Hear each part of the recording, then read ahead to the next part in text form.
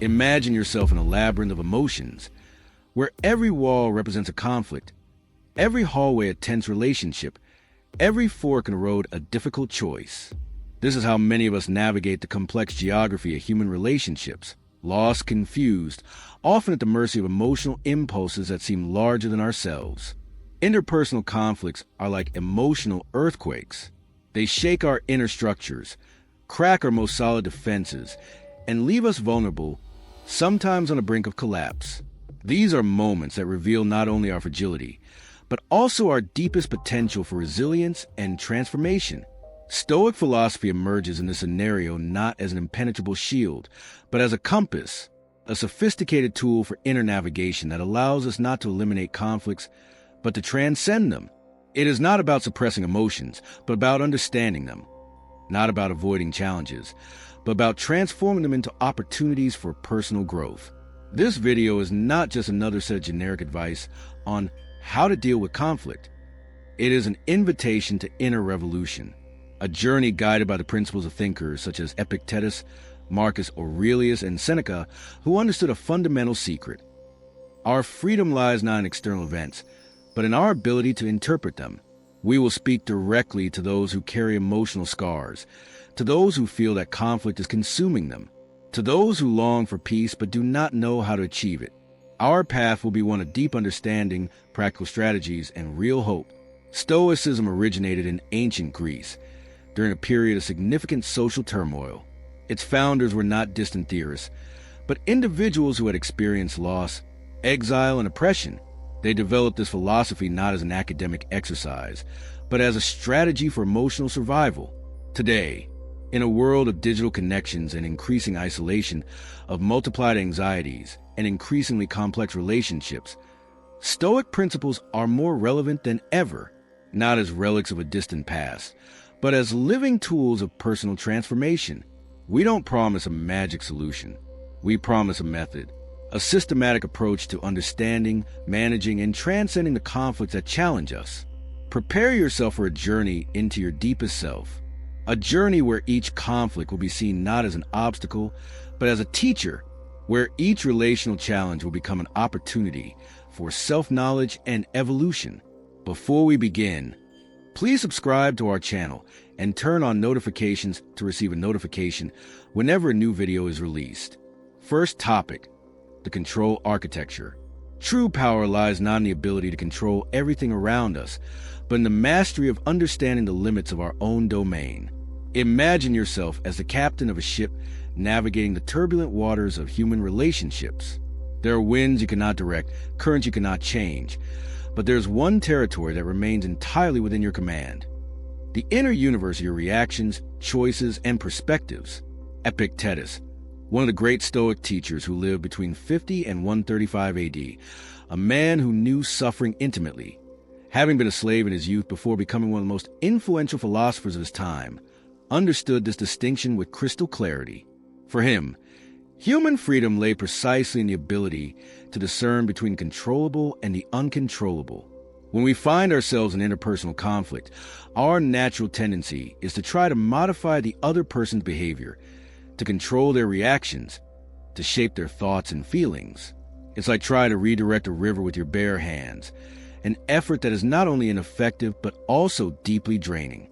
The energy wasted in this impossible attempt could be redirected to our true field of action, our inner world. Dichotomous control is not passive surrender, but a clever power strategy. It means recognizing with surgical precision what depends on you: your words, your actions, your interpretation of events, your emotional response. And what does not depend on you? Other people's reactions, other people's thoughts, external events, behaviors that are not under your direct influence. In practice, this translates into a radical transformation in the way you approach conflicts. Instead of wasting energy trying to change the other person, you focus on understanding yourself, regulating your own emotions, and choosing conscious responses instead of impulsive reactions. Imagine a conflict with a co-worker. The traditional approach would be to try to convince him, pressure him, manipulate him into accepting your point of view. The Stoic approach is radically different. You ask yourself what his real intentions are, how best to communicate your ideas, how to maintain mutual respect regardless of his reaction. This is not a perspective of passivity, but a strategic power. By redirecting your energy toward what you can genuinely influence, you free yourself from the trap of depending on someone else's approval or change. Your inner peace is no longer held hostage by external circumstances. Conflict will continue to exist. That is the nature of human relationships. But your relationship to these conflicts will change. From being a victim, you become a conscious architect of your responses, a skilled navigator of complex interactions. Dichotomous control is therefore more than a technique. It is a philosophy of life, an art of preserving your emotional autonomy in the midst of relational storms. It is not about not caring, but about caring in an intelligent and strategic way. Second topic, practice emotional non-reactivity. Emotional reactivity is like a wildfire raging within us. Every conflict acts as a spark that can ignite our most vulnerable emotional systems. The Stoics understood that true strength lies not in suppressing emotions, but in creating a conscious space between stimulus and response. When we are verbally attacked, our first natural reaction is to fight back. Our minds trigger defense mechanisms, releasing a cascade of stress hormones that cloud our judgment. At that moment, we completely lose our ability to make conscious choices. We are hostage to primitive impulses for emotional survival. Non-reactivity does not mean the absence of feeling. It means developing the ability to feel without being consumed. It is like observing a storm without being swept away by its winds. Each emotion that arises is information, not a definitive sentence. Imagine a conflict at work where a colleague harshly criticizes your project. The automatic reaction would be to defend yourself aggressively, list all the arguments that prove your competence, attack the other person's weaknesses. Non-reactivity suggests a radically different approach. Take a deep breath, acknowledge the internal discomfort, but don't let it take over. The practice requires an almost athletic training of the mind. Just as a muscle develops with constant exercise, our ability to not react impulsively is strengthened with systematic practices of self-knowledge. It is not something that happens overnight, but a process of continuous refinement. The moments of greatest tension are true training grounds. When anger arises, when frustration seems to be about to explode, you need to create a millisecond of distance. In that millisecond lies all the power of choice. In it, you can decide to respond instead of react. Breathing then becomes much more than a physiological act. It is an anchor, a point of return to calm. 3 deep breaths can completely transform the dynamics of conflict, not because they deny the feeling, but because they acknowledge it without letting it dominate them. This inner mastery does not eliminate conflicts. They will continue to exist because they are part of the complexity of human relationships. What changes is your relationship with these conflicts. From victim, you become a conscious observer. From hostage, you become the architect of your emotional responses. Third topic, cultivate empathy and perspective. True empathy is not about agreeing, but understanding. It is not about approving, but about recognizing the complexity of another person's universe. It is an act of intellectual and emotional courage that requires stripping away one's own judgments in order to inhabit, even if only momentarily, another person's inner landscape. When we are able to view a conflict not as a battle to be won, but as a meeting of different narratives, something extraordinary happens. Emotional trenches begin to dissolve. Defense walls lose their rigidity. A territory of possibilities emerges that did not exist before. Empathic listening is not passive. It is an active process of investigation, where each word from the other person is a clue, each silence a revelation. It is not about agreeing or disagreeing, but about understanding the deeper layers of what is being communicated. Imagine a conflict where you were initially completely convinced that you were right. The empathic perspective suggests an almost topographical movement, leaving your own territory and exploring the emotional geography of the other person. What are their pains? Their fears? Their hopes? This ability to move mentally does not mean losing your own essence. On the contrary, it represents a gain in complexity. You do not lose your identity when you understand the other, you expand it. You become bigger, more flexible, more human. The most difficult conflicts are rarely about facts. They are about unrecognized needs, about untold stories, about old wounds that continue to hurt. Empathy works like a light that illuminates these hidden layers, allowing an understanding that goes far beyond the surface. Cultivating perspective means accepting that your truth is always partial, that the world is infinitely more complex than our little mental maps can capture. It is an exercise in humility that requires courage to leave the familiar territory of the I and venture into the shifting terrain of the other.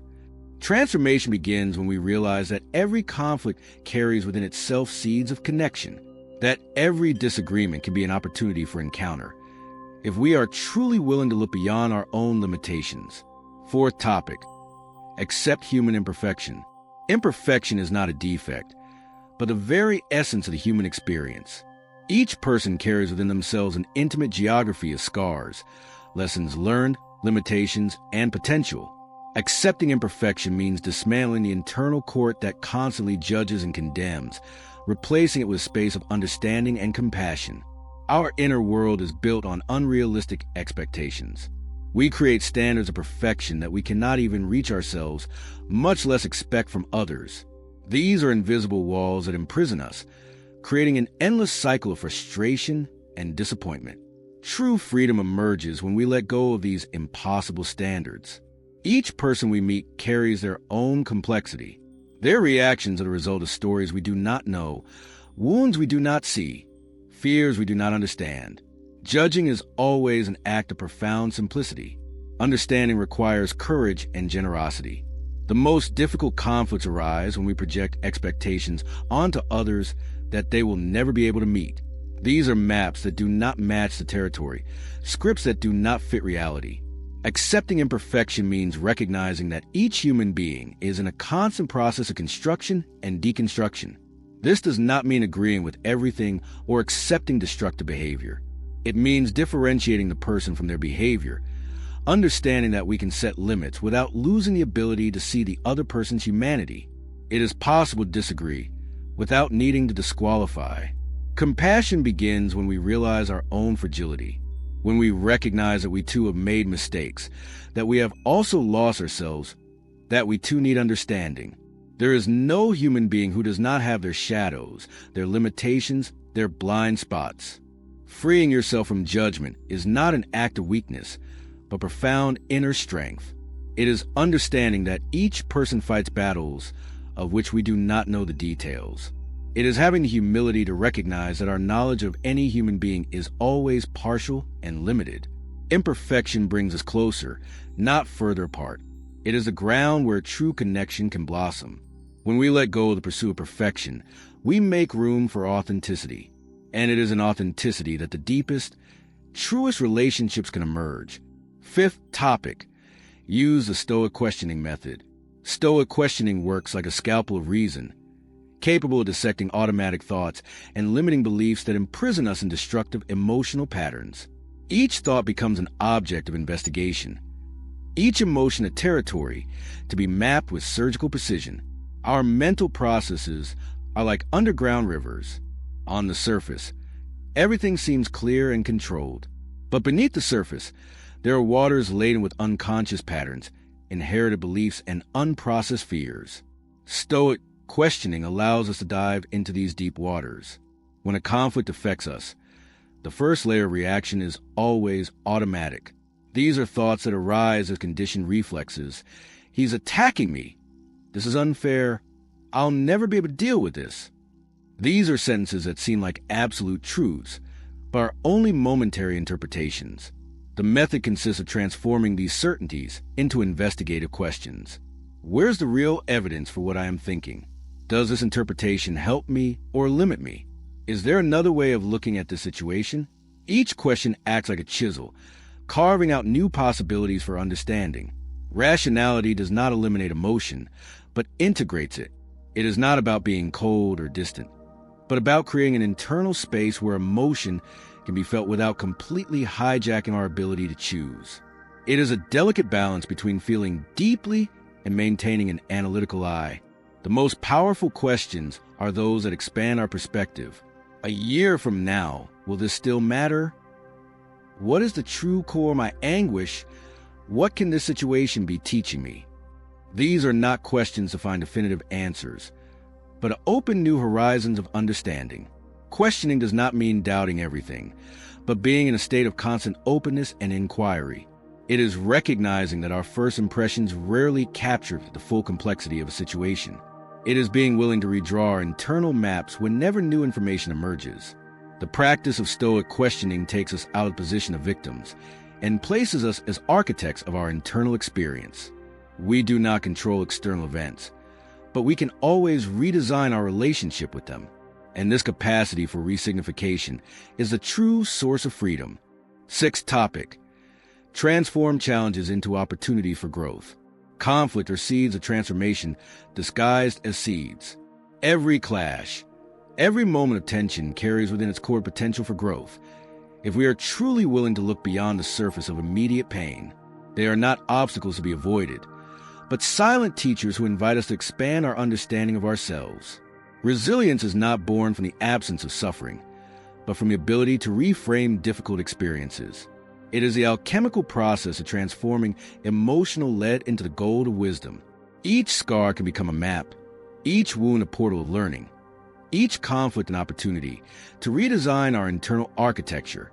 When a relationship breaks down, when a project fails, when expectations are shattered, the first reaction is always one of loss. We feel the ground slipping away from under our feet. But there is a territory beyond this first layer of suffering, a space where pain can be understood not as punishment, but as an invitation to growth. The greatest learnings rarely come from moments of comfort. We grow in the places of friction, in the zones of greatest tension. It is when our belief systems are challenged that we discover deeper layers of our resilience. Conflict acts as a mirror that reveals to us aspects of ourselves that had previously remained invisible. Transforming challenges means developing the ability to ask different questions. Instead of "why is this happening to me?"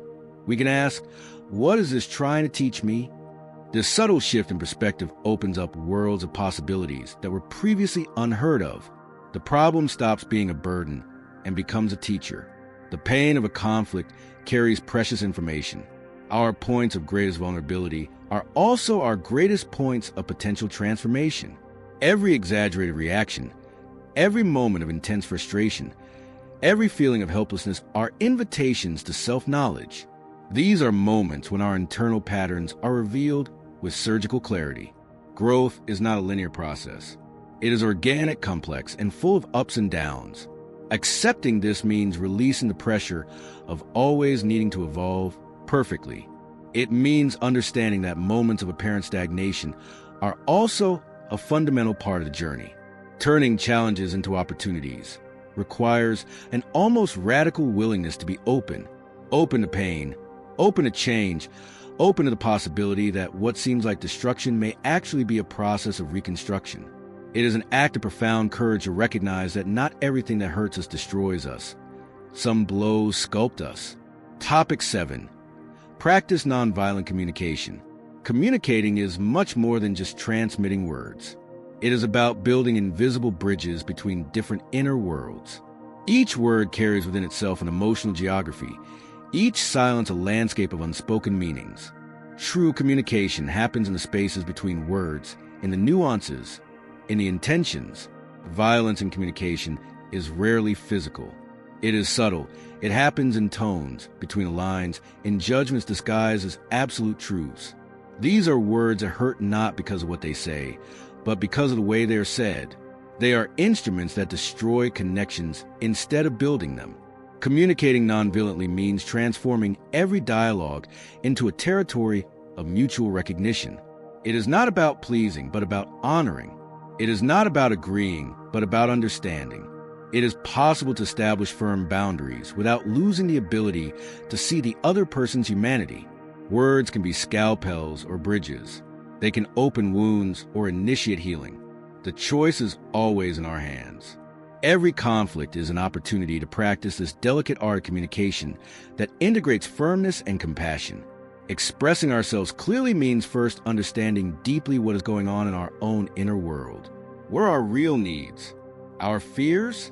Our hopes? The clearer we are with ourselves, the more precise we can be in our communication. Nonviolent communication does not eliminate conflict, but transforms it.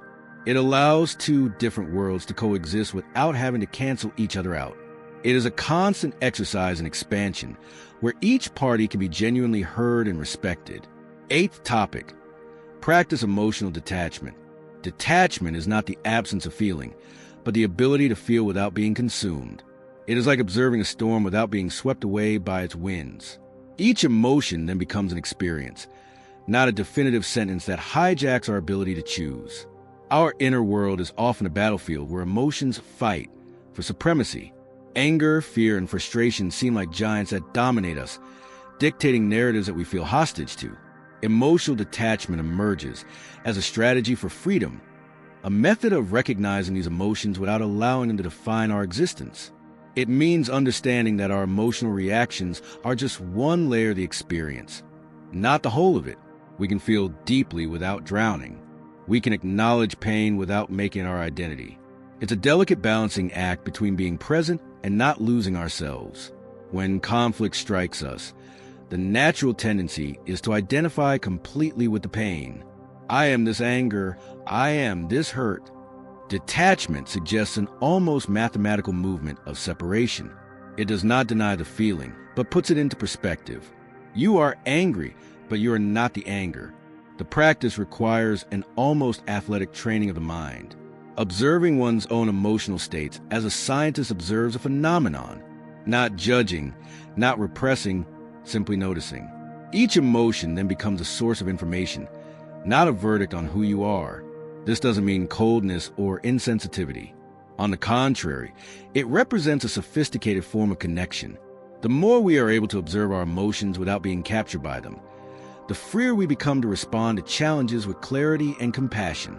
Inner peace does not depend on the absence of conflict, but on the ability to remain centered regardless of external circumstances. It is an inner territory that remains stable even when everything around seems to be in turmoil. Ninth topic: develop the virtue of temperance. Temperance is not mediocre moderation, but dynamic and conscious balance. It is the art of finding the exact point between passivity and aggression, between the silence that paralyzes and the word that wounds. Every conflict invites us to a delicate dance. On one side, the need to defend our limits. On the other, the ability to understand the other.